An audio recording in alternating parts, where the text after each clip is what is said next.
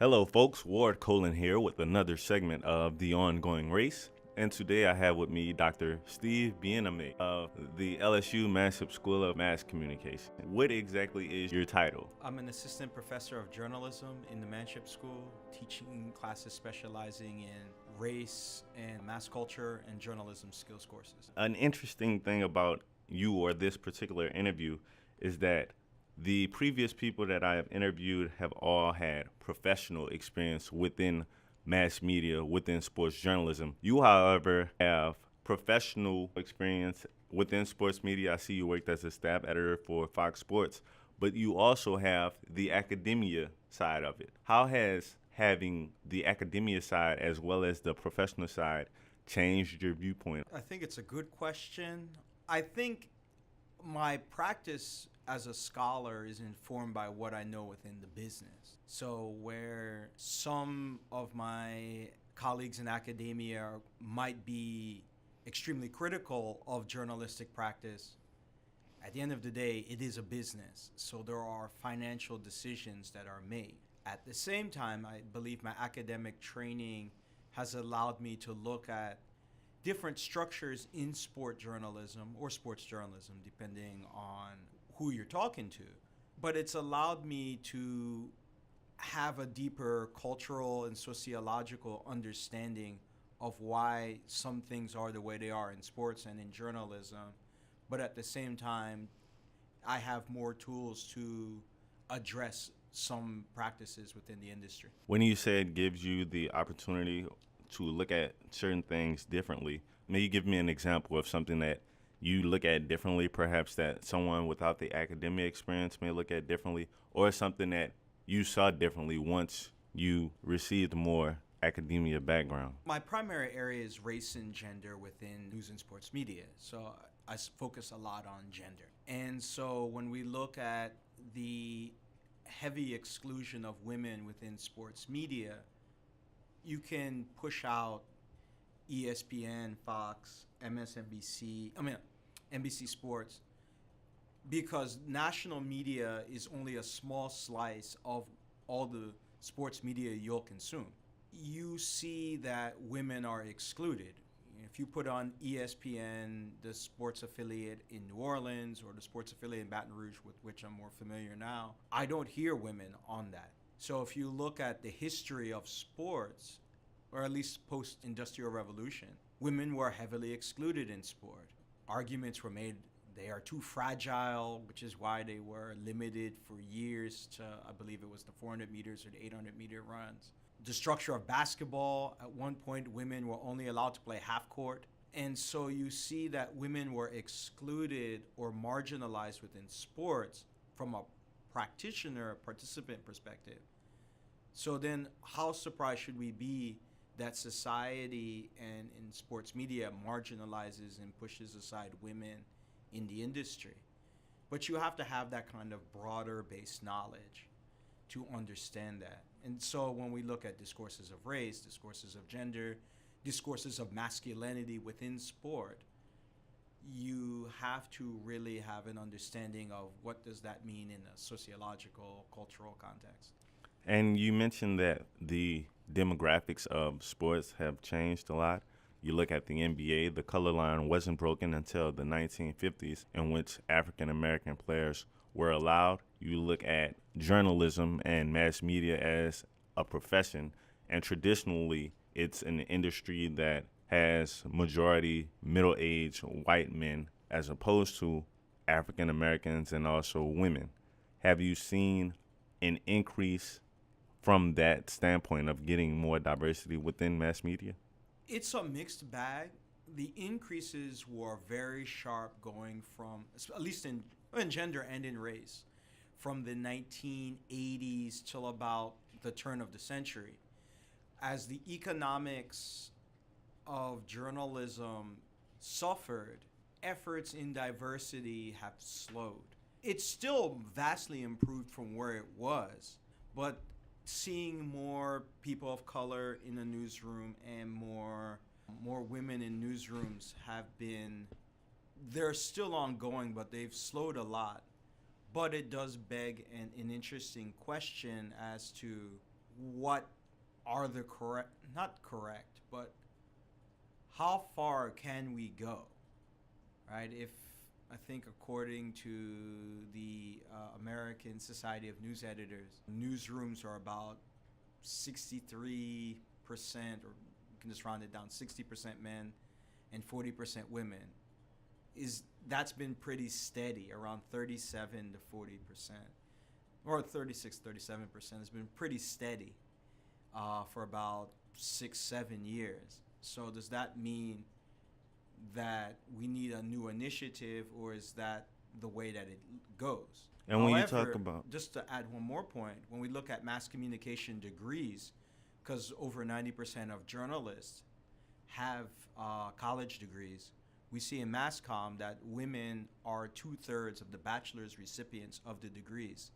So somebody needs to look at where is the drop off between people receiving degrees and then people entering the industry.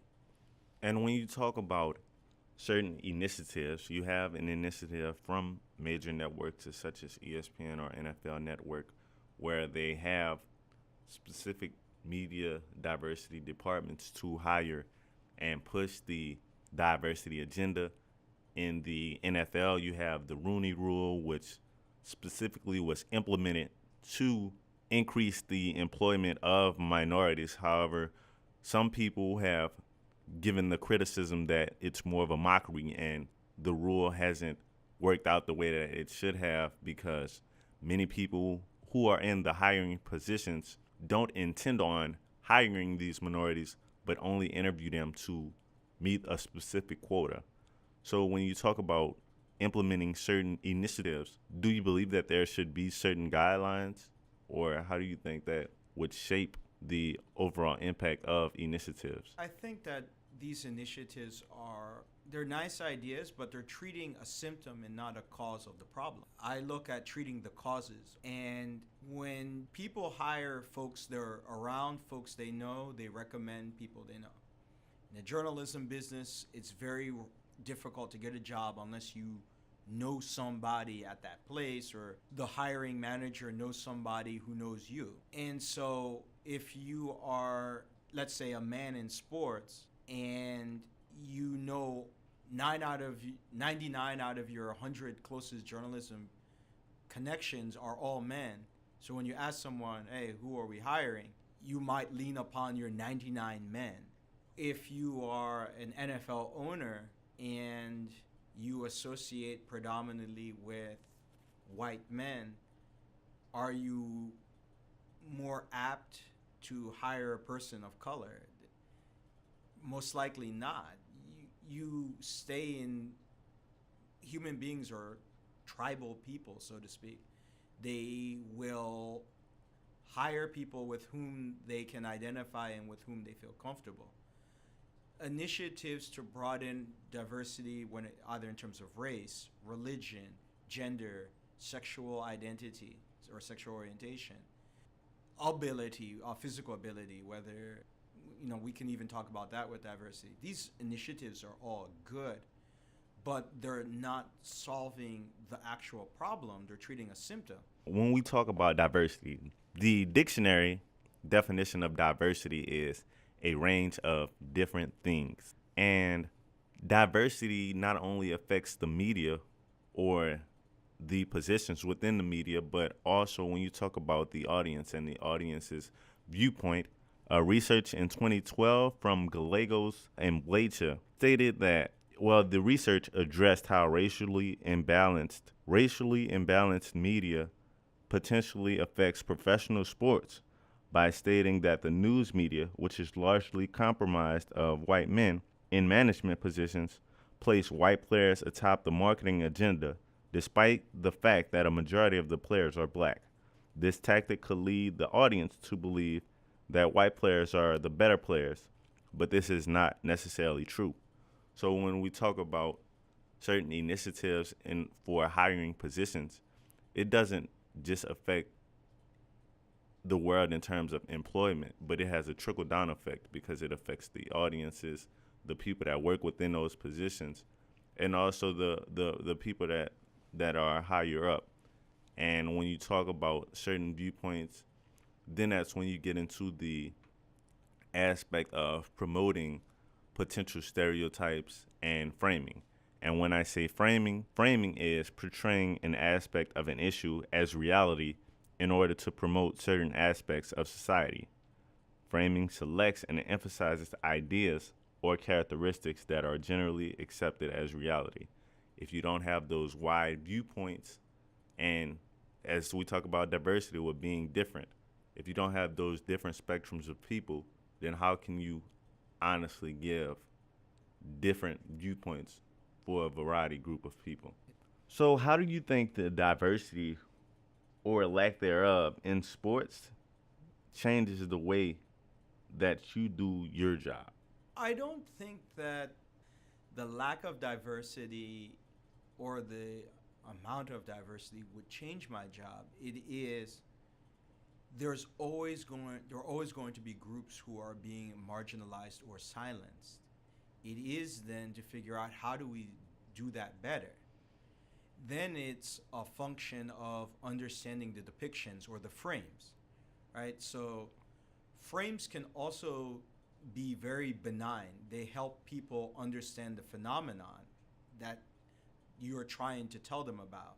So we follow some people call them very stereotypical frames, right? If you're trying to depict a family, you might, from like a 1980s perspective, frame the family as the quote unquote nuclear family: two parents, mother, father, and children. This frame doesn't hold today because now we have so many family structures, whether it's one parent, two parents are the same sex, grandparent raising a child. Now we have a lot of childless couples, child-free couples as well. But when it comes to sport media, to bring this all the way back, you look to see, okay, is there diversity in the content creators, or let's say the decision makers, but what is the diversity in terms of perception? So why aren't there women in the play-by-play booth? We're hiring a lot of women. Well, how come they're not doing play-by-play? When we look at local sports talk, how many people of color who are journalists host the show? You'll see a lot of people of color who are former athletes co-host a show. So then you're like, okay, why is that? You know, I was discussing with you before we aired about how come you were not seeing you weren't doing business journalism, something I care very deeply about. I used to write a business column. I had a business reporting internship. I have an economics degree. So I take business very seriously. We don't see many black or Latino men, or black or Latino people for that matter, do business. So the diversity or lack of diversity, this is an ongoing and ever-present fight and battle that will never end. So you can never rest on your laurels. Oh, we achieved 33% diversity. We mirror the national average. Let's say some news entity said that. Okay, now who's the supervisor? Then who are the recruiters? Then how about your age diversity? You know, why are women getting forced out of broadcast journalism at earlier ages than men? You can never stop. The basis that I'm getting from you is it's not only about hiring people within mass media, but it's about having them do certain things. It's not enough to just invite people to the table, but let them get an equal piece of the pie when it talks about having certain, I guess, authority or input when it comes to doing certain things. Like you talk about play-by-play and hosting the shows. By just being able to co-host or not have as much of an input or say, you're inviting them to the table, but they're not allowed to speak or eat as much, if we're using a metaphor. I mean, I think it holds to an extent. Clearly, you'd rather be invited to the table than not eat at all. But I guess what I would be saying to continue this metaphor a little bit further is If the same person is continually slicing the pie, then you are not really as diverse as you think. We need to have different people in charge of slicing the pie, whether it's female managers, LGBT managers, managers who are disabled, managers who are older, managers who are younger. When we talk diversity, it is not a set aside, it is not a handout, it is not giving jobs to people who don't deserve them. It is hiring, identifying, building, and providing the best content to reach a wide audience. So, what are some tactics that you specifically think would not only, what term did you use? You said that it's not really a long-term solution, but Yeah, you're it's treating not a the root. symptom. You're not treating the cause of the problem. You're treating symptoms.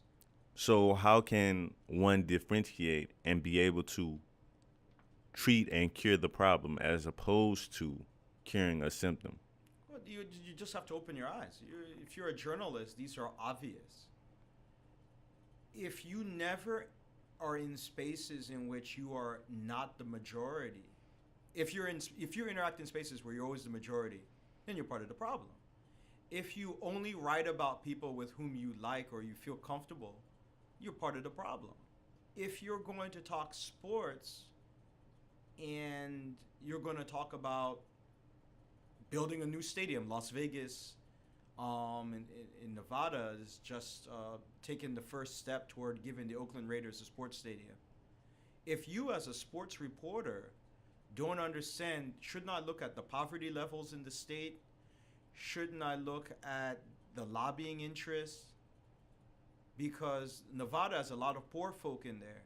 The recession, the Great Recession hit it hard. So that money that's being allocated toward a sports stadium, why didn't that money get allocated toward anti-poverty programs? When you look at this campus, Les Miles got paid a big buyout. Well, why is there so much money tied up in sports when we have a lot of poor folk in Louisiana? I'm new to the state, but you can see there's a lot of have and have-nots. When you look at sport journalism, and you don't ask a lot of questions about, well, why are certain people not coaching? Well, is it because they're not tight with the coach? They don't grow up that way? Or anything. You just have to look at things and begin to ask, but you have to be in spaces where other people already ask those questions about haves and have-nots, about who's getting, to use your metaphor again, who's getting to get the biggest slice of cake and who's not getting the biggest slice of cake. And just to put this into some perspective, I'm going to use the NBA as a sport.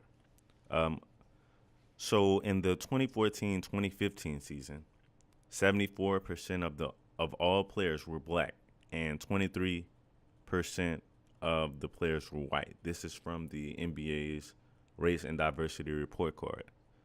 Now, that's the player demographics.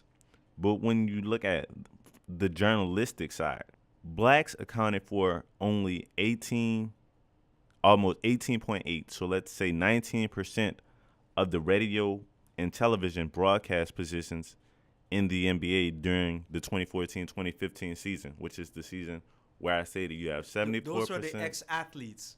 So Those aren't a lot of journalists. Those are the athletes. So you have 74% of the NBA are black athletes, while only 18.8% are in radio and broadcast positions. And like you said, that doesn't even factor in the guys who are former athletes. So out of that number is factoring that in. Oh yeah, so that factors that in. But I'm saying that 18.8% has to be even smaller when you only want to consider one who, let's say, went to study broadcast journalism as a primary, as opposed to playing sports first. To go even further, it says that in the 1992-1993 season, this is the first season that the race report from the NBA was implemented. blacks accounted for 12% of all broadcast positions. And it says this percent has remained between 16 and 19% every year since the 1996 and 1997 season. Doesn't this correspond with what I told you earlier about diversity initiatives? When you got to about 2000, the progress began to flatten out. So the percentage has stayed between 16 and 19% for African Americans in broadcast positions within the NBA since the 1996 to 1997 season. That's 10 years, 16 to 19%. The number has been the same. So although there has been a certain push, the number has been the same for 10 years. And you've seen different diversity. You've seen more foreign players. You've seen a lot of evolution within sports. But the same evolution hasn't taken place within the journalism field. And that's something that we have to wrap our head around and push further. Well, I mean, I would just caution you when we're talking about like something like racial diversity to factor in Latino, to factor in Asian American. ESPN has done a fantastic job really promoting a lot of Latino and Asian American journalists. And so when we're talking about these issues, we can't say, well, the league is 74% black, so 74%. I mean, this is not what you were saying. But we have to, I think, look at, when we're looking at these statistics, why are these numbers not moving? And the country is becoming more diverse. I think we're up to about 33 to 36% of the country is quote unquote non-white. And so you can't just displace the people who are already there. That's one of the reasons these numbers haven't moved too much, is there are people who have stayed in these positions for 20 years, 30 years. But my feeling would be, if I put my researcher's hat on, see, these statistics can show you anything they want to show you. They should be looking at number of new positions created and then who's filling them.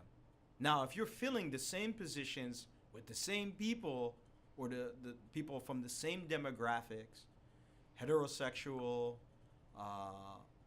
predominantly male, predominantly white male, predominantly Christian white male, then the argument becomes stronger. It's for us then to look at and find stronger data. If they're hiring the same types of people, it's not saying they're unqualified, it's not saying they're not deserving, but there are a lot of people who are deserving of an opportunity, a chance. And so we have to be getting back to that sort of symptom versus problem. As you're saying, there are a lot of initiatives, but the same problem could remain.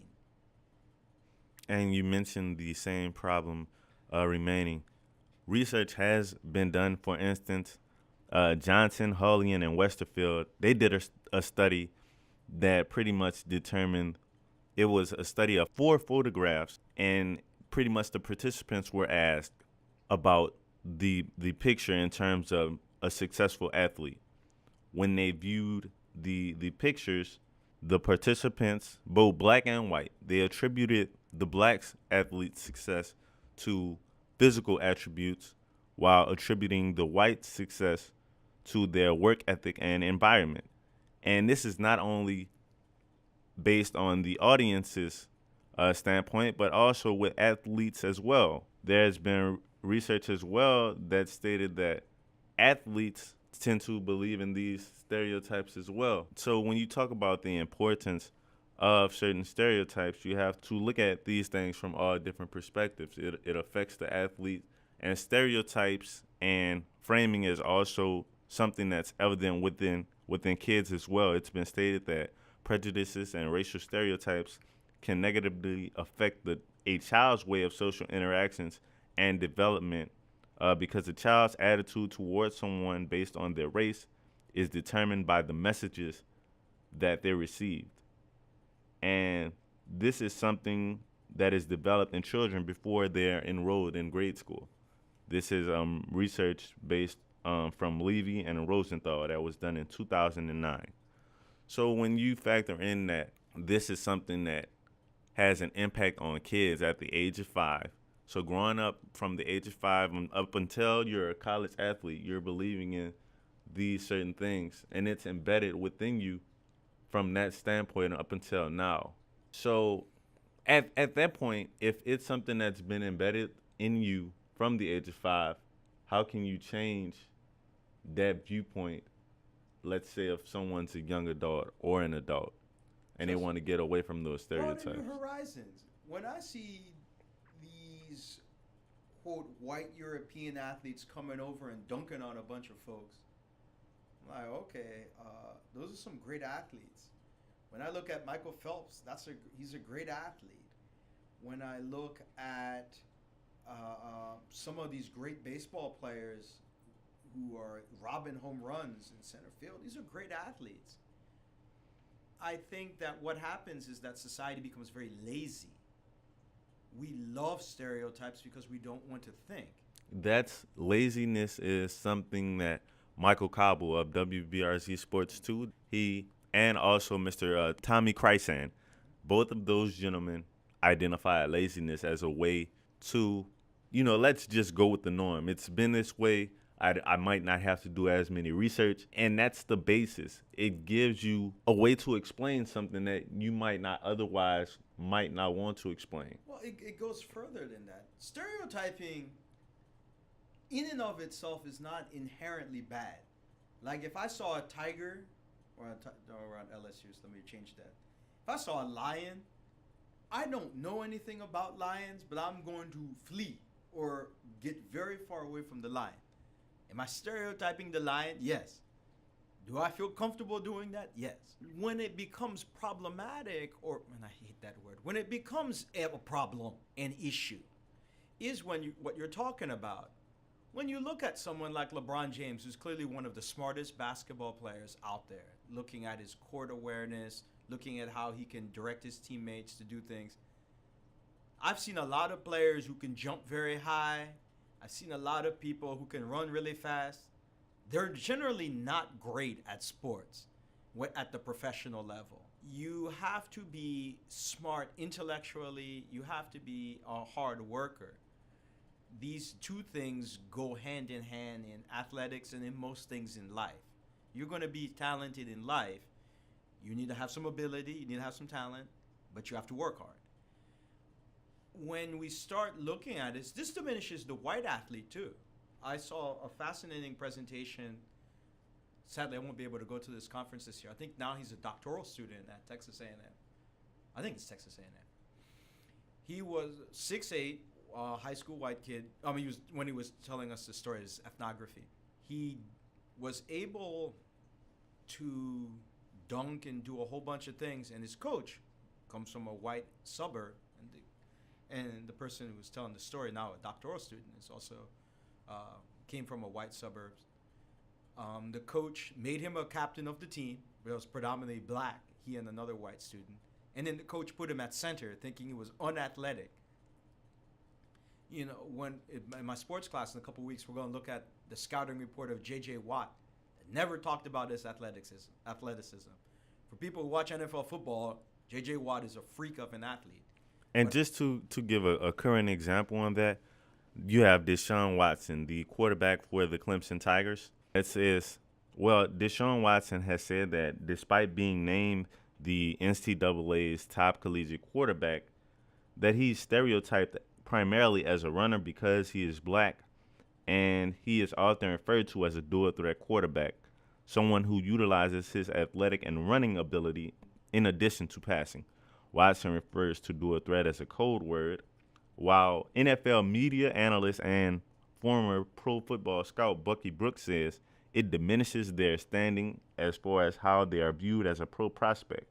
Guys like Deshaun Watson and some quarterbacks have to fight against that stereotype in order to prove to others that they're worthy of being a franchise quarterback. However, as you also pointed out, this affects the white athletes as well.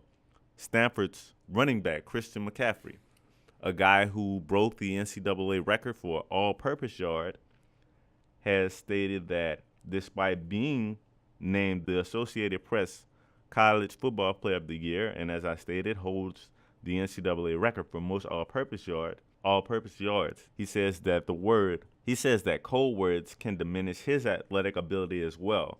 McCaffrey says that tough is always used to describe white athletes, but athletic and explosive adjectives are not. This issue potentially hurts the draft stock of many athletes and can play a pivotal role in determining the positions that they play. Yeah, we used to make fun of this in the newsroom. If you heard coach on the field, it was a white guy, deceptively good athlete, white guy. If he was some kind of like freak athletically, player of color. Any person, what's happening is the people who are coming up with these labels, they're not intentionally coming up with these labels. They're pulling from their knowledge and their background. It is now to ask, is it wrong? Alex Smith of the Kansas City Chiefs runs a lot and he's very accurate. Is he a bad guy? Yeah, he's a good quarterback. I think if he had more offensive weapons, they might be a Super Bowl team, but he's a good quarterback. But he's a running quarterback to me. Steve Young was a running quarterback. So was Randall Cunningham. I grew up watching Randall. It is like to ask, I don't want to be called this or I don't want to be called that. The athlete at least gets the benefit compared to other people who get stereotyped in that once you step on the field and you produce, you win, they just call you winner. Cam Newton is a winner. Not this year, he's not winning. If you win, Russell Wilson, I don't hear people calling Russell Wilson a running quarterback. They call him a winner. All he does is win, like DJ Khaled's song. All I do is win. That's what he does. It's not just a football thing, like we said in basketball. Why do you think the demographics of basketball has changed so gradually, as far as not as many white athletes when the sport was all white athletes once upon a time, and now there's a complete inverse when you talk about the demographics of basketball? Why do you think that is? I think kids just shift going to different sports based upon what's available and who they see. If we look at a sport like lacrosse, which is, I worked in the Mid-Atlantic area, lived in the Mid-Atlantic area, that's a very big sport up there. Very white. Golf has remained very white. NASCAR has remained very white. Tennis has remained very white. The X Games sports, the skateboarding and all that, that's new. So people gravitated. You look at MMA. MMA has a pretty good mix of diversity, but there are a lot of white athletes. We look at boxing. Look at the European heavyweights. These are the heavyweight champs now. People will gravitate toward different things. It's not, I think, a function of black people own basketball, I will not play basketball, but it is you kind of emulate what's around you. You can look at why there are fewer black youths playing baseball. Okay, in Major League Baseball has its RBI initiative and other things, but black youth, they don't see themselves playing baseball. I think Adam Jones of the Orioles called baseball a white sport. Nothing wrong with baseball. I like baseball. I didn't grow up playing baseball. Haitians don't play that much baseball. But you look at soccer. Got a lot of white kids playing soccer in the United States. You look at that European Premiership or La Liga in Spain or La Primera in Italy, Serie A, the top league, or the Bundesliga. You see a lot of white people playing soccer there. So you attribute the lack of diversity in certain sports to what goes on around the children or the potential athletes, as in socioeconomic values. Well, socioeconomics plays a part, like a sport like swimming or tennis or lacrosse. These are so expensive that only the more affluent can play. Even when we look at sports today, and you look at youth sports in the United States, it's now becoming a middle-class sport, a middle-class enterprise. the poor are getting priced out because you have these AAU teams that travel all year, travel teams. Now you have to figure out a way to pay for these sports. And you're seeing the children of athletes playing sports at an elite level. So you're looking at that. But these things are not, nothing is going to just fall down. There are going to be cultural ties, there will be economic ties. But there's also just there are only so many elite athletes. We live in the United States. We have 350 million people. We have a lot of elite athletes to pull from.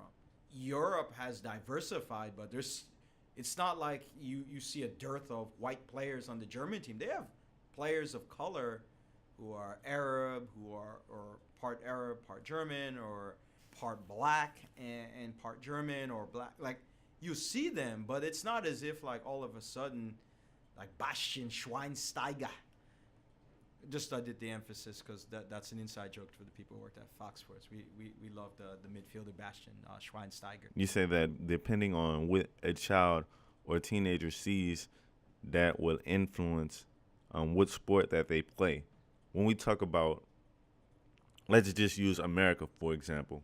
What is it that prevents someone black watching baseball or taking to baseball as opposed to a white kid? They're in the same age group. Like, what? How many baseball parks you see in North Baton Rouge? How many people you see taking their kids, buying all the equipment, catcher's mitt, catcher's thing, in nice places to play? You only can replicate the sports that you have some kind of accessibility to. Where is this, quote, black explosion of tennis players after the Williams system? You have to have a lot of money to get elite training. That's why Nick Bollettieri makes all that money down in Florida. These sports, you can have some people who can get outside the box, but if you're looking at a sport like baseball, it's expensive. And you have to play year-round now. In the South, y'all have nice weather, so you can do that. But you still need someone to take you to the park. You need to join the travel team. You need to play Legion ball. You have to have a network of people already there to funnel you in. So when you talk about a change, because there is, you mentioned the RBI initiative or ESPN's initiative within media. How have you seen a change in coverage over time? I mean, there's just more. I don't know if the coverage is any better or any worse. I mean, it's not blatantly bad like it used to be. Way worse than that. It used to be blatantly bad. And you could say outrageous things racially, sexually, sexist things, and that is going away. Especially you have sites like Deadspin and other things. More media that's out there, more people get to have their voices heard. I think that we have to differentiate between what we call mainstream sports media and then other sports media. Yeah, blog sites like Women Talk Sports. I know there's a hockey blog for people of color. There's a lot of content out there. So things are getting better in terms of that. There's a lot more content, and I think that means there's a lot more scrutiny, so people are doing a better job of coverage. But with a lot more content, you can do, I think ESPN is doing a nice job with its show like Outside the Lines. I thought Grantland was ahead of its time before it went away, and now there's The Undefeated. I'm not as bullish on ESPNW. You have His and Hers. You even have Jamel Hill. They're moving to Sports Center now. Yes, they're moving to the 6 o'clock Sports Center segment. And diversity within ESPN is something that the late Stuart Scott once spoke on. He stated that ESPN is one of the best examples of why diversity works, because it has always made Sports Center a better show and ESPN a better network. But it's reaching a different demographic. See, that's the whole. I mean, this is where you all, as younger folk, you're accustomed to a much wider demographic and you reach a much broader content base. I mean, most hip hop is consumed by young white kids. And so you look at sports, these there is just a very different generation. So ESPN is tapping into a very different market and can hire anybody it wants. But what is the issue isn't ESPN, the issue isn't Fox, the issue isn't CBS. It is when you get to the local newspaper level, when you get to the local radio affiliate level, when you get to the local TV affiliate level, you don't see the same levels of diversity, not even close. And so that's when you begin to see issues because it comes back to something to do with some demographics and some what do you see. All right, so if racial minorities are primarily clustered in urban spaces, you'll see racial minorities on TV. I grew up outside Philadelphia. I saw a bunch. If now I'm in Cedar Rapids, Iowa, my assumption is there aren't that many minorities in Cedar Rapids, Iowa. And so there are a lot more pockets in the country that are Cedar Rapids, Iowa, and Lincoln, Nebraska. I've been told Lincoln is doing better in its diversity. But we're assuming ESPN or Fox Sports or CBS Sports, NBC Sports to be the norm when it is not. And Stuart Scott, he says that we've talked about how so much is based on what one sees and being able to relate to the people you see on TV as well as what you see, what you hear.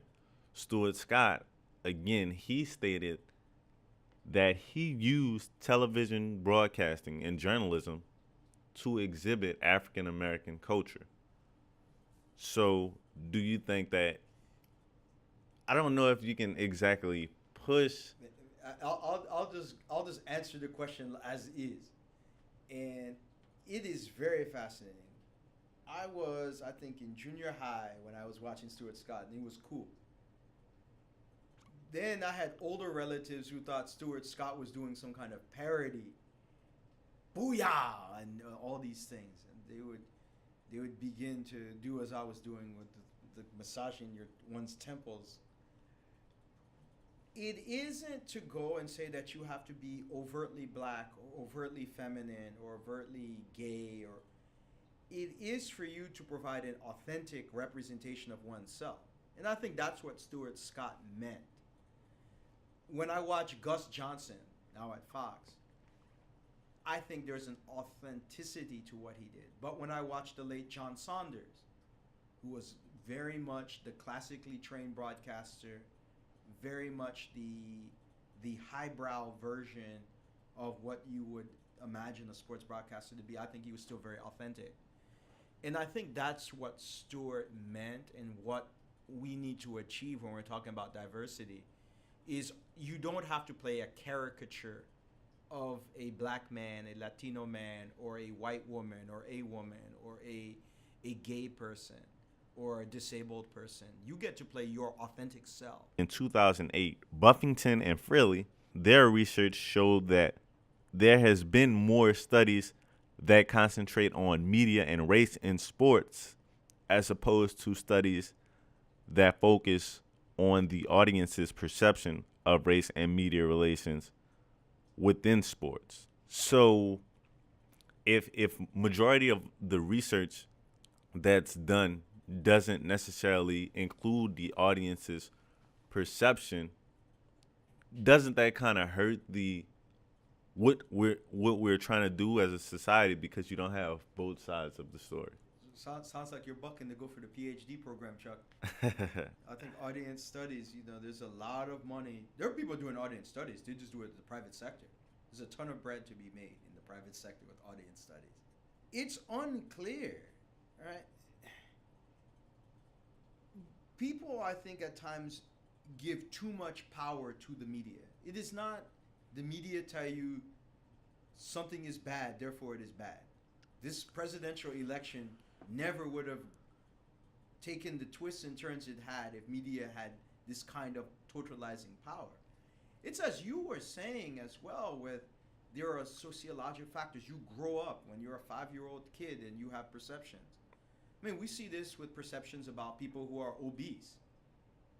Somehow they're perceived as lazy, unmotivated, and other things. There's no evidence of that. But there are all these complicated factors. It is for people who want to take on the mantle of improving racial attitudes or perceptions that they have to change in their own lives. If I want to be more understanding of people different than me, that means I have to go into spaces where there are people different than me, observe, listen, learn, be willing to set aside my own attitudes. I think too often media plays a big function. It's not to say media plays zero. But I could show you something till you're blue in the face. If you don't agree with it or are resistant to it, you're not going to do it. And I think that oftentimes people are scapegoating media for these attitudes. And at the same time, media are not going into the spaces where different people are at. So there's a 2-point problem here. And when it comes into sports, there's I have no idea whether Mike Tomlin or Kevin Sumlin or Tony Dungy or Jim Caldwell or Doc Rivers have changed any racial attitudes. I have no idea if this is true. It is good to see people getting opportunities in different fields. But this has a lot more to do, I think, when it comes to audience perceptions, in terms of how are you portraying these same people, how are you letting them show different facets of themselves. And when we talk about audience perception, once again, going back to Huffington and Fraley, they stated that there is more research pertaining to how news media outlets cover sports and race than there is research on the audience's perception of news media based on the coverage. So overall, this can prevent the audience from fully understanding the news media's role.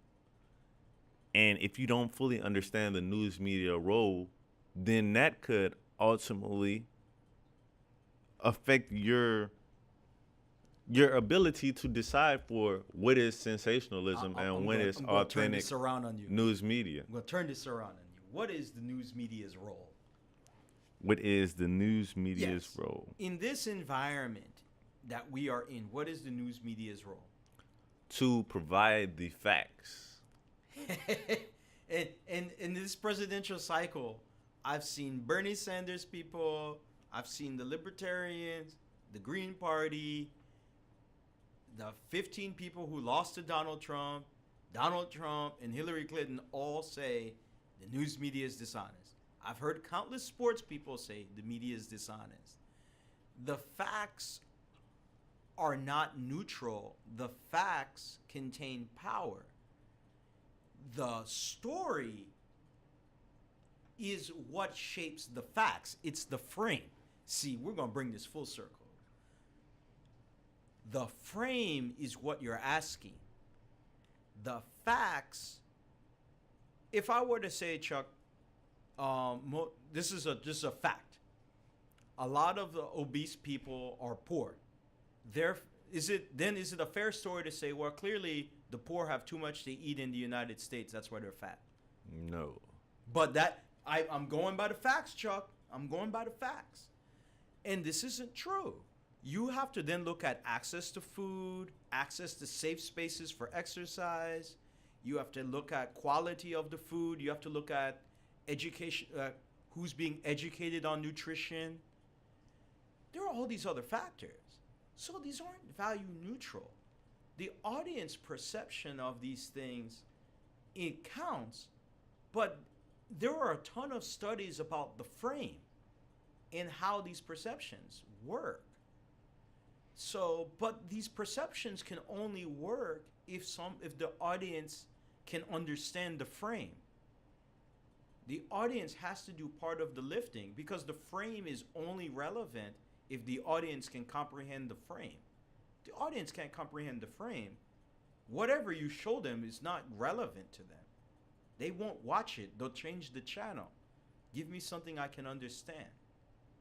So when we talk about being educated and the audience doing heavy lifting and being educated, what steps can they exactly take to like when we say being educated, the audience may feel that watching certain things that they watch is in a sense educating them. If you're watching the news or sports media shows, to most people or to some people, the news and what's shown or within the media, whether it's newspaper or radio, may be viewed as the educational tools needed.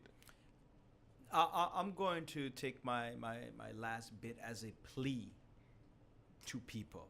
All right. So if you are liberal, conservative, heterosexual or homosexual, pansexual, non-hetero, if you are a Christian, a Muslim, Jewish, Buddhist, atheist, it is for you to consume media. Not I just rattle off a few. We can go all day.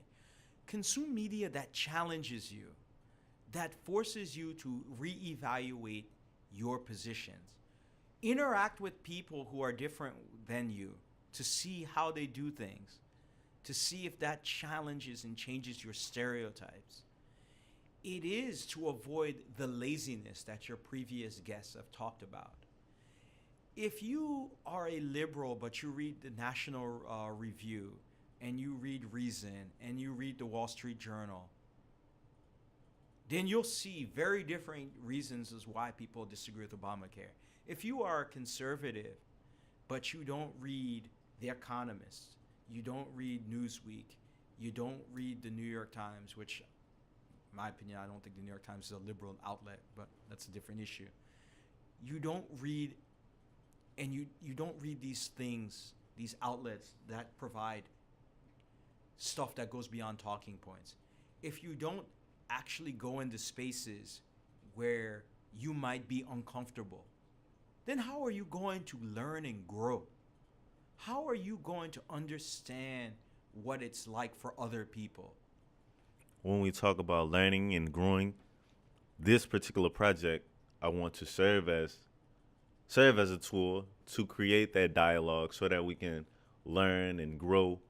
And oftentimes dialogue is what's needed to bring up and spark those conversations to help us to learn, because they might have some elephants in the room or some topics may be considered taboo and many might not bring it up. So I think that platforms as such as this, utilizing our platforms as mass communicators and journalists and as audience members, using your voice as well to create that dialogue and meet at a common ground and continue the ongoing push, or as I say, the ongoing race for media and diversity. Ladies and gentlemen, I'd like to thank Dr. Steve Bien-Aime for this great interview and insight. Any last words, sir? I just think if people continue to push the boundaries of their minds and push the boundaries of the conversations and push the boundaries of many things, they'll see that their ideas, their thoughts, their perceptions, their values become richer. If you hold too tightly to ideas or thoughts or stereotypes or beliefs without ever challenging them, how rich can they really be if they can't stand the scrutiny? You'd rather have your best ideas put into the crucible and tested to see how good is it, how strong are my perceptions, are my values, are my beliefs. Because if they're not that strong, then it's Maybe you need to add something to make it a good alloy. You need to maybe throw it out and find something else. But if you're afraid to challenge them, then you have to ask yourself, why are you afraid to challenge yourself to get better? We should always be striving to get better. Thank you for your time. Ladies and gentlemen, the ongoing race.